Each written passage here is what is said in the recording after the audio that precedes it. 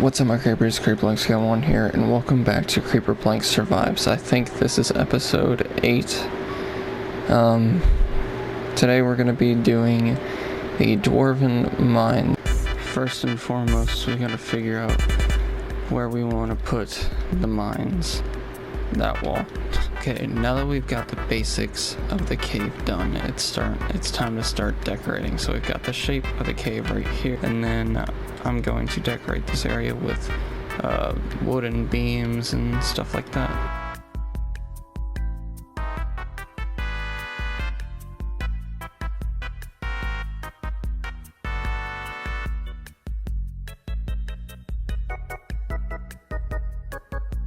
Alright, and I think the cave is pretty much done for right now. I added some dripstone and textured up the cave a bit off camera. But yeah, we've got the whole thing built out, ready to go, and ready for use.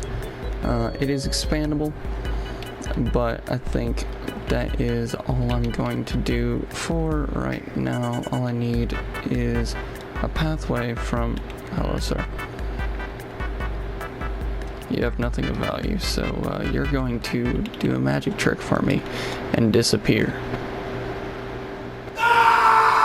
Get back here. Alright, like I was saying, we need pathways. Okay. And we are going to make a pathway coming from over here that connects to that pathway over there, and then there's going to be a pathway coming out from here, and there's going to be some kind of decoration in this area, maybe an axolotl sanctuary, I'm not quite sure yet, but over here is going to lead to a river that has a pathway that you can hop and skip across, and then it'll lead into the kingdom. Okay, so I got a bit carried away. Bruh. What do I mean by that? Well, yeah, we got the river in place now. I guess it's more like a creek. I don't know. And I've also got a bridge over here, and pathways, and a lush area, and I've also fixed up the beard on the dwarven head. Now it looks more like a beard and not just a face.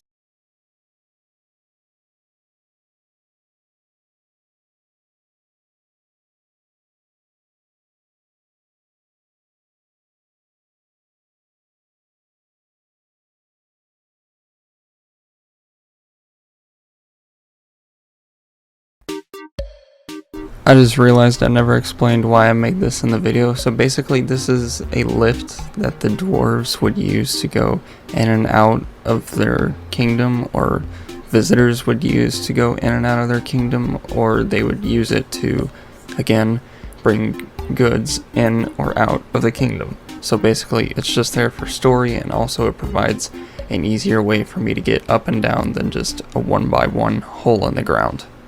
Y'all are gonna be proud of me. It's not for laying out the layout of the kingdom. Not at all. No, it's not for moving the shulker mess. It's for organizing that shulker mess.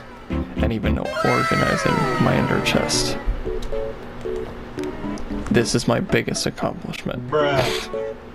Forget season 3 and building a kingdom within, what, 2 or 3 months. Huh? This right here being organized feels nice, but we all know I'm gonna ruin it again. Okay, this next build I'm going to do is going to be pretty insane, and to begin with I need a 19 by 31 area cleared out. And I'm gonna do it right back in that corner. It is going to look good and also provide some story. So for this build, I'm going to need 12 stacks of smooth quartz blocks. I can't believe you've done this. So I'm gonna get to digging. Alright, I've gathered up all the materials, and I died getting back to the base. I died on the lift over there. I landed on the trapdoor, but that's besides the point. We got all the quartz we need, all smelted up and ready to go. It's all smooth quartz blocks now, and now we're finally ready to build this. Also, I had to raise the roof up because it was 2 blocks too short, but we're good now. The lore of this dragon is quite interesting. This dragon's name is Agro, or Agor. I haven't quite decided on a name yet, tell me which one you like best. But this dragon was slain by the first settlers of the cave, who came here in search of a new home. When they found the dragon lurking in its cave, they feared it and would offer sacrifices to it to keep them safe.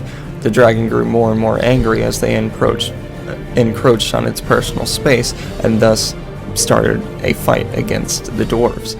That ended terribly for the dragon as they blew up the cave above it, causing it to collapse and claiming victory over the dragon. And thus, the Dwarven Forge was forged with the first king's head above, to immortalize his name and story in the day they reigned victorious over the dragon. The king's name? Ivor the Great. Alright everyone, we've got the build done and I can't wait to show you. First of all, this was originally made by Meg Ray. A link to the video will be in the description down below. Thank you very, very much for that tutorial. Very easy to follow. I did want to try turning its head on its side, but I just kind of wanted to get it down and not mess with trying to rotate all the blocks onto its side and all that. But other than that, I think this looks fantastic and adds a lot more lore to this place than once before. Nice. Now, there's a problem with it. As you can see, it is just a giant dragon head just kind of sitting in the middle of a cave, right? That's not what we want. We need to terraform this cave around it to make it look like it has collapsed onto the dragon. I've done it. I've also been able to stay organized, so everything in these chests is all organized and is being kept organized.